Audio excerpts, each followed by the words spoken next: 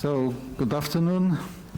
It's my pleasure to receive the Foreign Minister of Cyprus, my dear friend Nikos Christodoulides. Excellent. In the right way.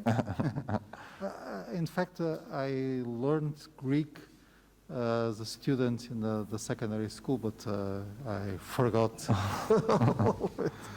To receive in Lisbon, we had I think a very productive meeting, and this meeting is very important. First, on the bilateral level, the political, economic, even sport relations between our two countries are excellent, and we work very closely, be it in the European Union framework, be it in the international affairs. So it is very, very important to keep this pace of bilateral encounters. The Portuguese Prime Minister visited Cyprus in early 2019. I myself visited Cyprus in 2017, so it is very important that the Foreign Minister of Cyprus can visit Portugal. Then, of course, the main topic of our conversation is our common union, European Union, and it is very important for Portugal as the current presidency of the Council of the European Union to have this very important contacts with every member state, but with the specific importance with a member state like Cyprus that belongs to the Eastern Mediterranean region and has close contacts with Israel, with the Arab world, with Greece, Egypt, so it is very important for us to understand the points of view and to get informations of this very important mediator between Europe and other regions. We addressed very important issues of the current political moment. One of the most important is the relationship between the European Union and Turkey. We pass currently through very difficult moments in that relationship. I will have the opportunity of having the Foreign Minister of Turkey tomorrow in Lisbon, so it is very important that these conversations can take place, and we expect Turkey to abide by international law and to address difference. We all have difference in the right, specific and legal way. We examined as well the prospects that we have to develop our neighborhoods policy into a true partnership. We are working now at technical level. The European diplomacy is preparing the necessary documents in order that we can address politically, perhaps in our meeting in February, the prospects of deepening the neighborhood policy, meaning the cooperation between the European Union and the countries of the South neighborhoods, the North African and the Middle East countries. Nikos, if you... Thank you, Augusto. It is a truly great pleasure to be visiting Lisbon and to be meeting my very good friend and colleague, Augusto, particularly given that my visit coincides with the assumption by Portugal of the presidency of the Council of the European Union for the fourth time, I think. Let me, Augusto, congratulate you for this and assure you that Cyprus is committed to being a source of support within the Council during your presidency, which comes at a time of greatly challenging, I would say, European agenda. The pandemic has driven our societies and economies to the edge, putting in focus fundamental EU principles such as solidarity. I'm very happy that following our discussion, our common conclusion is that Cyprus and Portugal share long-standing ties of friendship and have always enjoyed excellent relations, both at the level of government and of our people. This is a relationship that we value immensely and which we jointly aspire to further strengthen. Today we held consultations reviewing the architecture of our cooperation and specific ways to further enhance our relationship, both bilaterally but also at the European Union level. And I'm very pleased to attest that our convergence of views with Portugal on an array of issues is clear. We underscore our desire to create synergies, and building on the momentum of this visit, we express our joint commitment to work together closely in an array of fields, including trade and investment and education. When it comes to European Union matters, I would like to reiterate that we consider Portugal as one of our most reliable friends and partners. We may be at the two geographical extremes of our continent, yet we have mutual interests and concerns. In this context, during our deliberations, I had the opportunity to reaffirm our support to the priorities set by the Portuguese presidency. More specifically, we reaffirm our common belief in a strong European Union based on its fundamental principles and values of democracy and solidarity.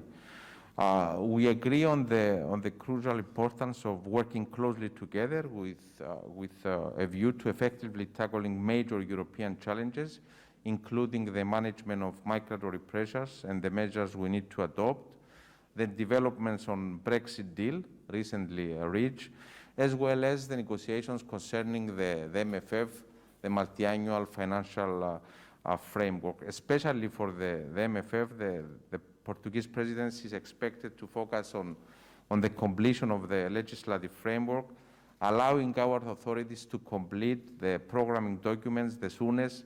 That will allow the flowing of long-awaited funds to our economies. Moreover, we had the opportunity to discuss the pandemic and its impact not only on our countries but also on a global level. As Augusto said, we also exchanged views on a number of important issues for the European Union, the relationship of Turkey with the European Union, as well as international developments of common interest, including the southern neighborhood. I also briefed Augusto on the enhancement of our relations with countries of the Eastern Mediterranean and the Greater Middle East, a region of particular importance, including from a geostrategic perspective. And it is precisely for this reason that the European Union ought to be more present and to have more active role in the region. Last but not least, I had the opportunity to thoroughly brief Augusto on the latest development of the Cyprus problem, a European problem at heart, and particularly on the need for Turkey to avoid actions that undermine the prospect for the resumption of meaningful negotiations. I reiterate that our side steadfastly is committed to the resumption of negotiations, fully supporting the efforts of the UN Secretary General, Mr. Guterres, for a comprehensive settlement in line with the UN Security Council resolutions, with international and European Union law. I also express our sincere appreciation for Portugal's solidarity and support in this effort, in our effort to reunify Cyprus. It is our joint belief that the European Union provides the best guarantee for a reunited Cyprus, and in this regard, the active involvement of the European Union in the negotiation process is of utmost importance. In closing, dear Augusto, I would like to thank you once more for your hospitality and congratulate you once again on the recent assumption of the presidency of the Council of the European Union. Obrigado.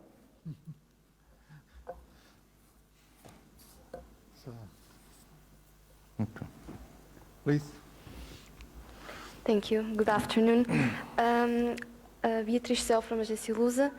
I would like to ask Mr. Nikos, how can Portugal contribute to advances in negotiations on the Migration Pact during the presidency of the European Union?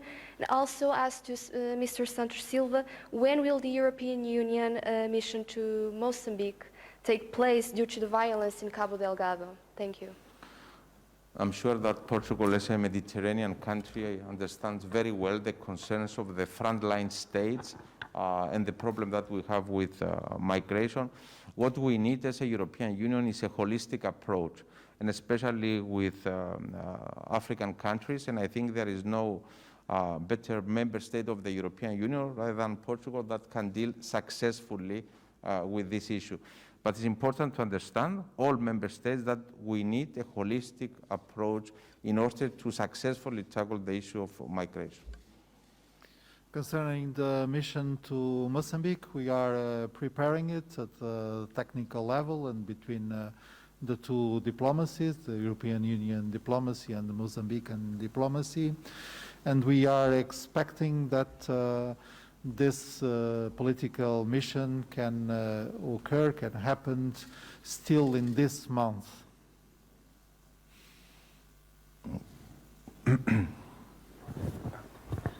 Hello, good afternoon. Thomas Cabral from Agence France Presse. I would like you both to go, please, into more detail about the message Minister Santos Silva should convey to your Turkish counterpart tomorrow, and also know both of your point of views on maybe your hopes of appeasing the Eastern Mediterranean region during the Portuguese presidency, namely after the President Erdogan manifested a willingness to turn the page. Thank you, in his relationship with the EU. Thank you very much. If I may, I Yeah, think sure. we have to work on at least 4 complementary levels. The first level is, of course, of the United Nations. As Nikos, the minister, said, the Secretary General of the United Nations is currently launching another initiative aimed at a solution of the so-called Cyprus problem. The position of Portugal, as the position of the European Union, is very clear. We believe that it is possible and necessary that a federal state in Cyprus can unify 2 communities that constitute the country. And of course, to do that, we have to engage all the necessary partners with a strong and visible presence of the European Union as such.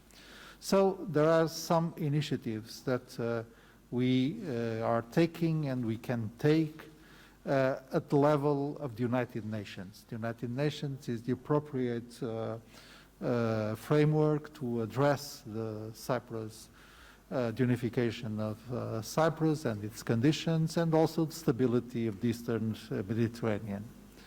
Then there is another framework. This is the framework of the European Union. The European Union has a very clear position, and of course it is not a surprise that this position is demanding Turkey to abide by international law and avoid any unilateral action and any aggressive behavior towards 2 member states of the European Union, Greece and Cyprus. And of course we understand that Turkey is a very important neighbor of us, is a candidate country, and we are interested in deepening the relations with Turkey, provided that Turkey can abide by our criteria and by international law. But still, there is another framework in which we can and we have to work, the framework of the European Union. Then for Portugal, there is a third very important level, that is the level of NATO. We, Portugal and Turkey, we are allies within the NATO, with the United States, Canada, and the majority of countries of the European Union. And there are some progresses that were made in the framework of NATO and other progresses that are needed in the framework of NATO. Because, of course, it is inconceivable for us that allies don't share basic values that are the founding ground of NATO. The values of democracy, of human rights, of the rule of law, and the respect for the sovereignty and the interests of each other.